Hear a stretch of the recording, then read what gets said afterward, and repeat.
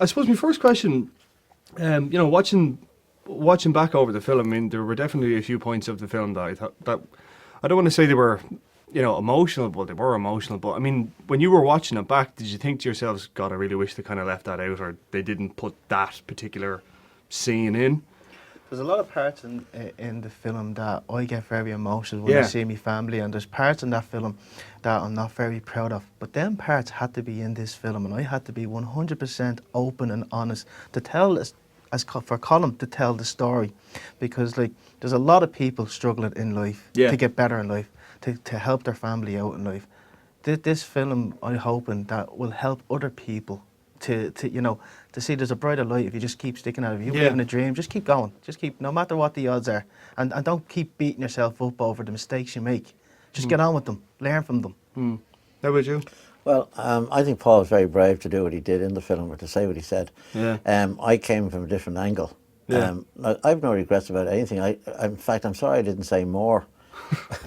And in fact, when you see the film there, we were quite apprehensive going in to see it. Yeah, of course. Yeah. I didn't know what it was like, but I enjoyed what I saw.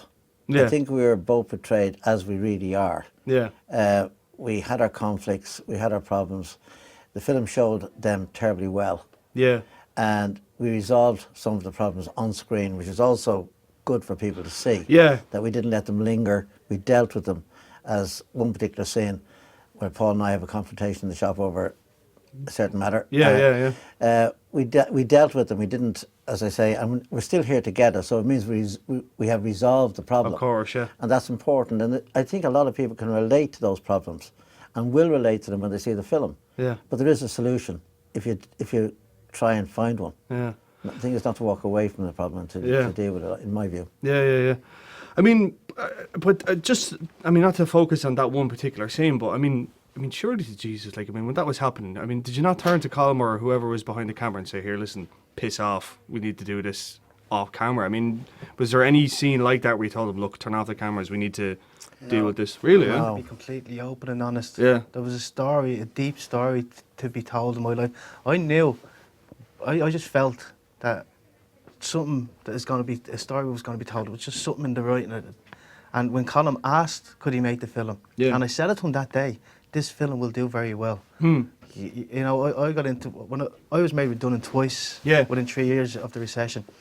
And I was getting very, very down, very, very depressed. I had to turn to these positive books, start studying the positive books and start following these stages of, self-help, visualising what you want. It all just came together, and I just knew, you just got to be completely open, because this is all happening. Yeah. So. How about you? Was there a point in it where you were like, look, listen, leave, just go away and let us deal with this ourselves? No, I think the film needed that. Yeah. It needed that truthfulness. To make it a genuine documentary. Yeah. It had to be open. Yeah. Now, Paul was more open than I was. Yeah. And in many of the scenes, and I give him great credit for that openness. And I think, as he said, it's a film that will be remembered. It's a film that had to be done the way it was done. And Colm, I think, dealt with it very, very well. It was 3 years filming. Yeah, I was going to say, 3 years making, and the 1.5 hours that he put into it, the pieces he selected were, I think, amazing, and he did a wonderful job. And as I said earlier on, people will relate, or can relate, to a lot of the scenes in that film. Yeah. And I hope that they will somehow get a benefit from it, from our story and from Paul's story, particularly Paul's story. Yeah. And in the sense, I went with the Irish Film Board at the start, to set up my own business. Yeah. And when we started creating these for 2.5 years, and none of them videos were Mick gave me the room space. Yeah, and you made it yourself. And I made the videos. So I was living off the labour, and making all these videos, and you could see that Mick's business is growing, and and that's where consultation became, bitterness grew in, and then there was we got to. When Mick's friend tried to take over after 2.5 years of me creating this, I kind of it was genuine. Time's enough here. I got to stand up now and try to get something better, because I think I deserve at this stage now You know, I've proved myself. So I have to, you know, and I did, like, and I was able to come off the labour then, which was a huge, great thing to be independently working for my own business, where I now invoice Mick to run his shop and his social media. You know, that's a step. That phone call in the film was good. Like when Paul was making that phone call to resign from the Labour. Yeah, it was a great scene. Great scene. Yeah, great step. Absolutely. And for me, it was great that I had my portrayal of Mattress Mick got to that stage that Paul could do that. Yeah. That gave me a great sense of satisfaction that the thing was working. And that's what I'm proud of. Yeah, no, because like I mean, it's a working class story, like, you know. It is, the two years are working class heroes, like, you know, like, you're both working your way up.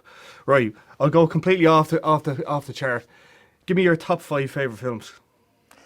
Well, the Bridge on the River Kwai was one of them. Yeah. Dr. No was one I thoroughly enjoyed. The Great Escape with Steve McQueen. Yeah. I loved every one of Elvis Presley's films, particularly Jailhouse Rock. Really, yeah? Yes. You know, what was the one, Blue Hawaii, was that one of his? That's also one of his. Yeah. And finally, I would say, what would my last one be? Can you just leave it at 4? Yeah, we'll leave it at 4, yeah. How about you? I just putting you on the spot now. Yeah, I just got 2 really. One is Field of Dreams. I just always loved that film. Yeah, it was just the spiritual thing behind the whole thing. You know, if you build it, they will come, and it's always stayed in my head. And then the Shawshank Redemption. Obviously, I think it's everybody's favourite film. Yeah, fair enough. That whole film like had everything in it. You just got intrigued with the story. You just got sucked in, and you know, that's my 2 main films. But like when you were making them videos and stuff, I mean, did you have any kind of influences yourself or anything like that? No. It was just really pulled from imagination for both of you? It was just pulled, you know, there was no rehearsing whatsoever, you know, go in front of the stage, and then we just throw in all this madness together, like, and like how wacky they are, how stupid they are, people will talk, and any publicity is good publicity, whether it's bad or good. Yeah. Your name's going to get out there either way. Yeah. So we set off on a journey.